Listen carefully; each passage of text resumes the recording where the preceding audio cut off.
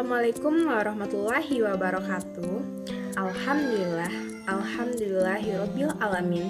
Wassalatu wassalamu ala asrofil anbiya'i wal mursalin wa ala alihi wa sahbihi rasulillahi ajmain.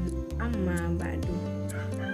Perkenalkan, nama saya Endah Listiawan, kelas Akuntansi 2, kelompok 14, seminar pemeriksaan akuntansi.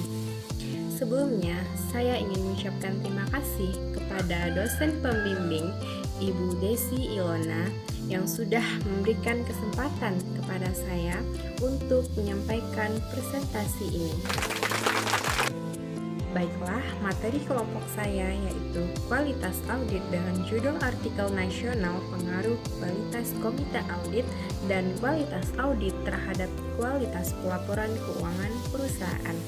Sedangkan judul artikel internasional saya yaitu The Effect of Auditor Type on Audit Quality in Emerging Markets, Evidence from Egypt.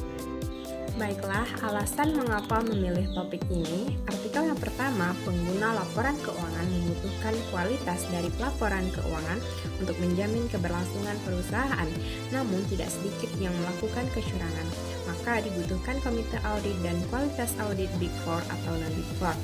Artikel yang kedua, karena undang-undang dan peraturan dapat mempengaruhi tingkat kualitas audit yang dapat dilakukan oleh perusahaan audit, maka penulis ingin mengetahui apa saja dampak jenis auditor terhadap kualitas audit. Baiklah, tujuan dari artikel yang pertama untuk mengetahui seberapa besar pengaruh kualitas komite audit dan kualitas audit terhadap kualitas pelaporan keuangan perusahaan. Kualitas pelaporan keuangan dibutuhkan untuk pengguna laporan keuangan memahami implikasi aktual perusahaan serta untuk memastikan penerapan tata kelola perusahaan. Sedangkan artikel yang kedua memiliki tujuan yang pertama untuk menambah wawasan baru mengenai dampak jenis auditor terhadap kualitas audit, karena Mesir memiliki lingkungan yang unik dan kompleks. Manfaat dari artikel yang pertama yaitu agar komite audit dengan pengertian khusus dan pengalaman memiliki efektivitas tinggi dapat meningkatkan kualitas laporan keuangan perusahaan. Secara idealis, laporan keuangan menyajikan informasi yang dapat dipercaya tentang gambaran posisi keuangan dan kinerja perusahaan yang berguna untuk membuat keputusan. Manfaat dari artikel yang kedua yaitu yang pertama, artikel ini penting bagi negara berkembang lainnya karena memberikan bukti empiris tentang perlunya melakukan temuan kualitas audit dan dapat meningkatkan kemampuan untuk memberikan kualitas audit yang lebih tinggi.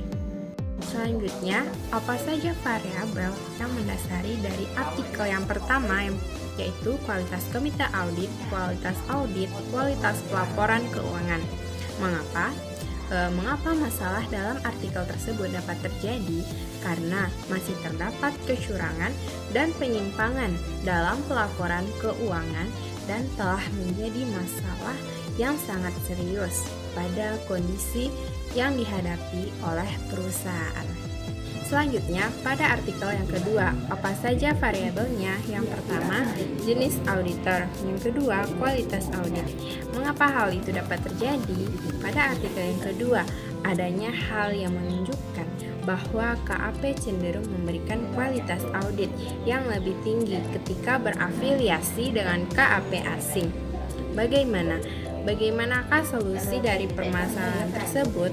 Berdasarkan dari kasus kecurangan, maka solusi yang paling tepat diterapkan yaitu pengungkapan fakta yang sebenarnya dan mengizinkan perusahaan audit untuk melakukan fungsi audit pada perusahaan milik negara dapat meningkatkan persaingan dan meningkatkan kualitas audit. Selanjutnya yaitu hipotesis. H1, kualitas komite audit berpengaruh positif terhadap kualitas pelaporan keuangan. H2, kualitas audit berpengaruh positif juga terhadap kualitas laporan keuangan. Ketiga, variabel kontrol leverage dan size berpengaruh positif terhadap kualitas laporan keuangan. Pada artikel yang kedua, H1, perusahaan audit Mesir berafiliasi dengan Big Four memberikan kualitas audit yang tinggi. H2, perusahaan audit Mesir yang berafiliasi dengan perusahaan audit asing memberikan audit yang lebih tinggi kualitasnya. H3 yaitu 4 besar dan perusahaan audit lokal di Mesir memberikan tingkat kualitas audit yang sama. H4 ASA memberikan kualitas audit yang lebih tinggi. Nah, apa saja metode yang ada pada artikel yang pertama, yaitu penelitian ini merupakan penelitian yang menerapkan metode kuantitatif statistik deskriptif. Menurut Sugiono, tahun 2004 halaman 169 menjelaskan bahwa analisis statistik deskriptif adalah statistik yang digunakan untuk menganalisis data dengan cara mendeskripsikan atau menggambarkan data yang telah terkumpul sebagaimana mestinya. Objek penelitian pada artikel yang pertama yaitu objek yang digunakan adalah perusahaan manufaktur yang terdaftar di Bursa Efek Indonesia tahun 2014 sampai 2019. Populasi penelitian ini menggunakan populasi yang berasal dari perusahaan go public yang terdaftar di BEI. Sumber data yang diperoleh dalam penelitian ini berasal dari laporan tahunan dan laporan keuangan perusahaan. Sampel.